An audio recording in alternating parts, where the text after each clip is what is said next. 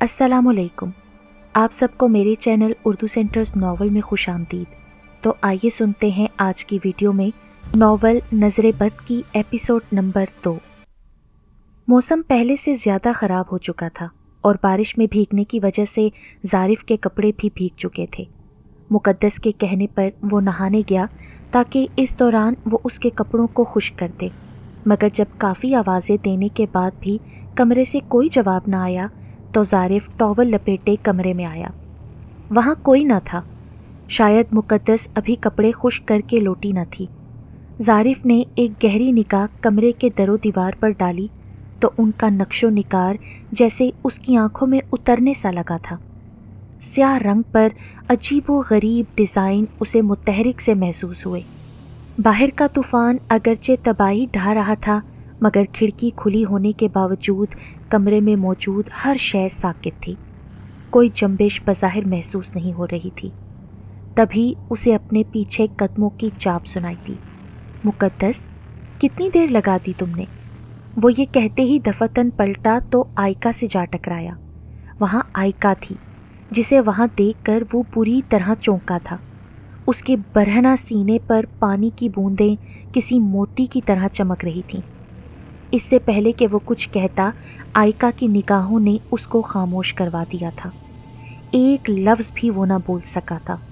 बस एक टिक आयका की निगाहों में उतरता चला गया। सीने पर मौजूद पानी की हर बूंद रोशनी को मुनक्किस करने की बजाय आयका का अक्स दिखा रही थी। हर तरफ सहर का आलम था। आंखें आंखों में उतरती चली गईं। वो उस वक्त अपनी हालत को भी यकसर फरामोश कर चुका था। दोनों हाथ खुद ब खुद सीने से दूर होते चले गए। आंखों की खुमारी ने उसकी सूझबूझ की सलाहियत को भी ख़त्म कर दिया था। आयका भी बिना पलक झपकाए उसको अपने नशे का आदी बना रही थी। धीरे से अपने हाथ उसने ज़ारिफ की तरफ बढ़ाना चाहे थे कि तभी दरवाज़ा खुला और मुक़द्दस वहाँ आ मौजूद हुई। उसके आने की देर थी कि सहर का असर ज़ाइल होता दिखाई दिया। ज़ारिफ ख्वाबों की दुनिया से हकीकत में कदम रखने लगा। मुक़द्दस की अभी आयका के हाथों की तरफ निगाह नहीं गई थी। कितनी देर लगा दी तुम? ज़ारिफ आयका के वजूद को फरामोश करते हुए मुक़द्दस की तरफ बढ़ा और फ़ौरन शर्ट पहनकर अपने भरना सीने को ढांपा। वो ड्राई क्लीनर मिल ही नहीं रहा था, इसलिए मुझे नीचे जाना पड़ा। तभी उसकी निगाह आयका की तरफ गई, जिसे वहाँ देखकर वो पूरी तरह चौंकी। आप यहाँ? आप तो अभी नीचे थी ना? उसकी अल्फाज में अजीब सी जंबिश थी। वो गैर यकीनी लहजे में पूछ रही थी। हम नीचे थे, मगर आपको ड्राई क्लीनर देकर हम यहाँ इसलिए चले आए ताकि ज़ारिफ को खाने का कह दें। खाना तैयार है, आकर खा लें। उसने एक बार फिर ज़ारिफ पर गहरी निगाह डालते हुए कहा था। सॉरी आयका जी, वो मैं। ज़ारिफ निगाहें झुकाए माफ़ी मांग रहा था। शायद उसे अब एहसास हुआ था कि वो एक वक्त तक बिना शर्ट के आयका के सामने खड़ा रहा। माजरत करने की कोई ज़रूरत नहीं आपको, आप हर रूप में अच्छे लगते हैं। उसने नशीली मुस्कुराहट को लबों पर बखेरा, जो मुक़द्दस के लिए किसी जहर की काट से कम ना थी। आप चलें, हम आते हैं, ज़बरदस्ती मुस्कुराते हुए मुक़द्दस ने कहा, जिस पर वो वहाँ से चली गई, जबकि उसका एहसास एक वक्त तक दोनों के दरमियान मौजूद रहा था। खाना खाने के बाद वो वापस कमरे में आ चुके थे। बाहर का मौसम अभी तक ख़राब था। आंखों की बिनाई को उचक ले जाने को तैयार बिजली की कमंद दिल दहला देने की हद तक खौफनाक थी। बादलों की गरज तो जैसे समात की दुश्मन बनने पर तुली हुई थी। कमरे में आने के बाद सबसे पहले मुक़द्दस ने खिड़की के पटों को बंद किया और आगे पर्दे लहरा दिए ताकि बाहर का खौफनाक मंजर आंखों से ओझल रहे। ज़ारिफ भी बेड के सामने रखे सोफ़े पर बैठकर जुराबे उतार रहा था। मैं तो सोच रही थी कि 1-2 घंटे में मौसम खुद ब खुद ठीक हो जाएगा, लेकिन अब तो ऐसा लगता है सारी रात ये मौसम यूं ही कहर ढाता रहेगा। मुक़द्दस के लहजे में यासीद का अंसर शामिल था। अब कुदरत के आगे हम कर भी क्या सकते हैं? अब सारी रात आंखों में काटने से बेहतर है कि कुछ देर आराम ही कर लिया जाए। वैसे भी मैं बहुत ज़्यादा थक चुका हूँ। जाने आयका जी ने खाने में क्या मिलाया था, खाते ही नींद आना शुरू हो गई। اس نے جمائی لیتے ہوئے کہا اور پھر صوفے سے اٹھنے کی بجائے وہیں دراز ہو گیا اور اپنا سر صوفے کی بیک پر ٹکا کر آنکھیں بند کر لیں۔ ظارف کے اس جملے پر مقدس کو ذرا سا جھٹکا لگا۔ استحفامیہ نگاہوں سے ظارف کی طرف دیکھنے کے بعد وہ آگے بڑھی اور اس کے بالکل قریب آ کر گویا ہوئی، آپ نے اپنے اوپر دم کیا کیا؟ مقدس کے غیر متوقع سوال پر اس نے چونکتے ہوئے آنکھیں کھولی اور ذرا سا آگے جھکتے ہوئے اپنے بازو اپنی رانوں پر جما لیے۔ دم؟ اب یہاں بھی؟ لہجے میں انتہا کی بیزاریت تھی۔ اس کا مطلب آپ نے ابھی تک اپنے اوپر دم نہیں کیا۔ چلیں اٹھیں اور سب سے پہلے آیت الکرسی پڑھ کر اپنے اوپر دم کریں۔ بازو سے پکڑ کر ظارف کو اٹھانے کی ناکام کوشش کی مگر وہ ٹس سے مس نہ ہوا۔ فار گاڈ سیک مقدس، صبح تو دم کیا تھا اور یہ کیا تم امی کی طرح ہر وقت دم کرنے کی نصیحت کرتی رہتی ہو؟ اس نے گردن جھٹکتے ہوئے پہلے سے زیادہ تھکے ہوئے لہجے میں کہا تھا۔ آنکھوں میں غنودگی بڑھتی جا رہی تھی۔ تو پھر دوبارہ دم کرنے سے آپ کو گناہ نہیں مل جائے گا؟ اور اس میں کتنا وقت لگتا ہے؟ فقط 2 منٹ؟ کیا آپ 2 منٹ نکال کر ایک بار آیت الکرسی پڑھ کر اپنے اوپر دم بھی نہیں کر سکتے؟ لہجہ قدرے سخت ہو چکا تھا۔ اچھا کیا ہوگا اس سے؟ کیا ہوگا سے کیا مطلب ہے آپ کا؟ اللہ پاک نظر بد سے محفوظ رکھتا ہے اور امی جان ہمیشہ سے کہتی ہیں کہ آپ کو بہت جلد دوسروں کی نظر لگ جاتی ہے، اور پھر آئکا کا یوں آپ کو بغور دیکھنا مجھے ایک آنکھ نہیں بھایا۔ آخری جملے پر اس نے نظریں جھکا لیں جیسے کسی شک کو اپنے دل میں چھپا رہی ہو۔ اوہ تو یہ بات ہے، تمہیں ڈر ہے کہ کہیں آئکا کی نظر نہ لگ جائے مجھے؟ وہ شوخ لہجے سے گویا ہوا، پھر اس نے دھیرے سے اٹھ کر اپنے محبت بھرے ہاتھ مقدس کے شانوں پر رکھنا چاہے مگر اس نے جھٹک دیے۔ آپ کو جو سمجھنا ہے سمجھیے، لیکن سب سے پہلے آیت الکرسی پڑھ کر دم کریں۔ اس بار وہ مزاحمت نہ کر سکا اور مقدس کا کہا ماننا پڑا۔ انسان کو اپنی حفاظت کے لیے خود ہی حصار باندھنا پڑتا ہے، ورنہ لوگوں کی نظر بد انسان کو سانس لینے کے قابل بھی نہ چھوڑے۔ اس نے کچھ سوچتے ہوئے کھوئے کھوئے لہجے میں کہا، اب خوش؟ اس نے پیار سے مقدس کے رخسار کو تھپ تھپایا تو بجلی کی ایک کمند نے کمرے کی راہ لی۔ دونوں بری طرح چونکے تھے مگر اگلے ہی لمحے ماحول پہلے جیسا ہو گیا۔ اب دونوں بیڈ کی طرف بڑھے تو ظارف لیٹتے ہی دائیں بازو کو آنکھوں پر رکھ کر سستانے لگا۔ وہ بہت تھک چکا تھا۔ مقدس نے بھی اس کے آرام میں خلل نہ ڈالا اور لیمپ کو بجھا کر سورہ کوثر 3 بار پڑھ کر ظارف کی نظر اتاری اور پھر دائیں طرف کروٹ لے کر لیٹ گئی۔ بدلتے موسم سے بے خبر مقدس اور ظارف نیند کی انجان وادیوں میں کھوئے ہوئے تھے۔ بادلوں کی گرج، بجلی کی چمک اور ہواؤں کے قہر سے تو جیسے انہیں کوئی واسطہ ہی نہ تھا۔ شاہ بلوچ جیسے دیو ہیکل درخت بھی موسم کی سختی کو برداشت کرنے سے قاصر تھے۔ یہ طوفانی رات دیکھنے والوں کے لیے کسی عذاب سے کم نہ تھی۔ ایسے میں ایک ہیولا سست روی کے ساتھ اس گھر کی راہداری میں چلتا ہوا سیدھا اسی کمرے کی طرف بڑھ رہا تھا جہاں مقدس اور ظارف ٹھہرے تھے۔ گھٹا ٹوپ اندھیرے میں اگرچہ چہرہ واضح نہ تھا مگر کمر تک بڑھتی زلفیں کسی عورت کے ہونے کی نشاندہی کر رہی تھیں۔ اس ہیولے کے اٹھتے ہر قدم کے ساتھ ہی مشعلیں بھڑکتیں اور پھر آگے بڑھ جانے پر خود بخود گل ہو جاتی۔ دروازے سے 2 قدم کے فاصلے پر وہ وجود کچھ دیر کو ٹھہرا اور پھر بنا ہاتھ بڑھائے اپنا قدم اٹھایا۔ نظروں کا قہر اس دروازے پر ایسا ڈھایا کہ وہ بنا آواز کے خود بخود کھلتا چلا گیا۔ کمرے میں خود بخود روشنی چھا گئی۔ وہ وجود اندر داخل ہوا اور سامنے بیڈ کی طرف بڑھنے لگا۔ ظارف دائیں طرف کروٹ لیے سینے تک لحاف اوڑھے سویا ہوا تھا جبکہ مقدس بائیں جانب سیدھی کروٹ لیے لیٹی تھی۔ وہ وجود اب ظارف کی طرف بڑھنے لگا۔ 2 قدم کے فاصلے پر اس وجود نے ایک گہری نگاہ ظارف پر ڈالی جو اس سب ماجرے سے بے خبر تھا۔ ایک زہریلی مسکراہٹ جو دیکھنے والوں کو اپنی آنکھیں موندنے پر مجبور کر دے کے ساتھ وہ ظارف کی جانب اپنا ہاتھ بڑھا رہی تھی۔ بڑی بڑی سیاہ آنکھوں میں وحشت کے ساتھ ایک عجیب سا احساس چھلک رہا تھا۔ اس کا ہاتھ جیسے ہی آگے بڑھا تو اس کی جلی جلد روشنی میں واضح دکھائی دینے لگی۔ پورا بازو آگ میں بری طرح جھلسا ہوا تھا، جگہ جگہ آبلے بنے ہوئے تھے، ناخن بھی خوفناک حد تک بڑے ہوئے تھے۔ دیکھتے ہی دیکھتے اس کا پورا وجود تبدیل ہونا شروع ہو گیا۔ سانسوں کی جگہ سیاہ دھواں نتھنوں سے نکلتا اور ظارف کی اور بڑھتا۔ دھوئیں کے بادلوں میں ظارف کے لیے سانس لینا بھی محال ہو گیا۔ وہ کھنکارتا ہوا سیدھا ہوا، مگر جانے کون سا فسوں تھا جو اسے خوابوں سے حقیقت میں آنے سے روکے ہوئے تھے۔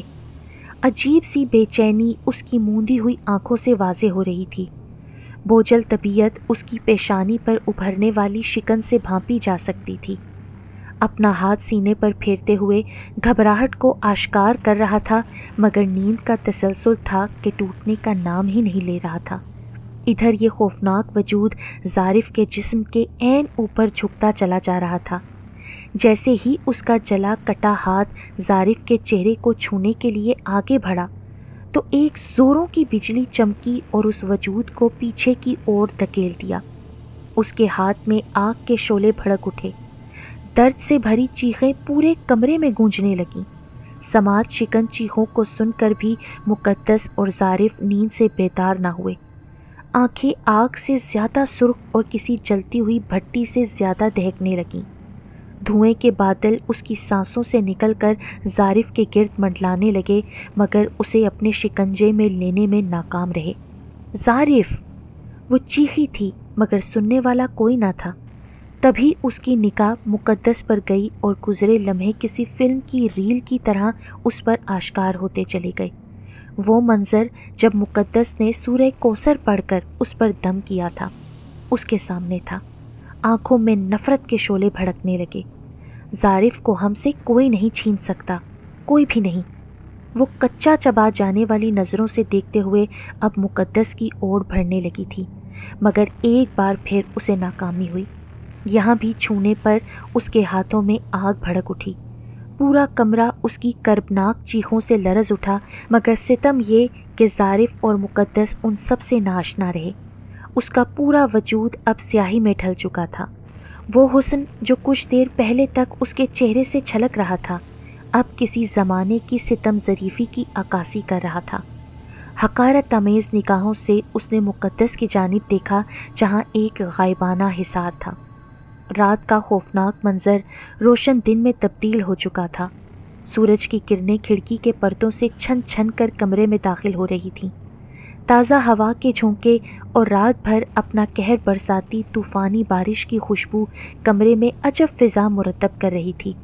اپنے بائیں بازو کو آنکھوں پر رکھے وہ بے خبر سو رہا تھا۔ مقدس کا سر اس کے سینے پر تھا، جسے وہ اپنے دوسرے ہاتھ سے اپنی باہوں میں سمیٹے ہوئے تھا۔ ظارف! ایک مدھم سی آواز سماعت میں گونجی تو جسم میں ارتعاش ہوا۔ کوہنی کو آنکھوں کے آگے سے ہٹایا تو مقدس کی بھی آنکھ کھل گئی۔ دونوں آنکھوں کو کھولتے ہوئے ذرا سیدھے ہوئے تو سامنے آئکا کو کھڑا پایا۔ سیاہ ساڑی میں ملبوس وہ حسین و جمیل وجود تھا۔ زلفوں کی سیاہی ابھی تک ایک آنکھ کے آگے چھائی ہوئی تھی۔ آئکا کو یوں اچانک اپنے کمرے میں دیکھ کر دونوں جھجکے۔ مقدس نے اپنا سر ظارف کے سینے سے ہٹایا اور اپنے بال سمیٹتے ہوئے ذرا پیچھے ہٹی۔ ظارف بھی نگاہیں چراتا ہوا ادھر ادھر دیکھنے لگا۔ معاف کیجیے، ہم بنا اجازت کے کمرے میں داخل ہو گئے۔ وہ دراصل ہم نے دروازہ کھلا دیکھا تو سمجھے شاید آپ اٹھ چکے ہوں، بس اسی لیے چلے آئے۔ اس نے اپنا معاملہ صاف کیا تو مقدس مجبوراً مسکراتے ہوئے اٹھی۔ نہیں، ایسی بات نہیں ہے، وہ دراصل ہم اتنی دیر تک سوتے نہیں ہیں نا۔ اف، سورج نکل آیا۔ اس نے باہر کی جانب دیکھا تو ایک دم اداسی اس کے چہرے پر چھا گئی۔ آج تو فجر کی نماز بھی قضا ہو گئی، اس نے بجھے ہوئے لہجے میں کہا۔ نماز کے قضا ہونے کا غم اس کے چہرے سے چھلک رہا تھا۔ آپ منہ ہاتھ دھو لیں، ہم نے ناشتہ تیار کر دیا ہے۔ وہ اپنی نگاہیں ظارف پر جمائے ہوئے تھی۔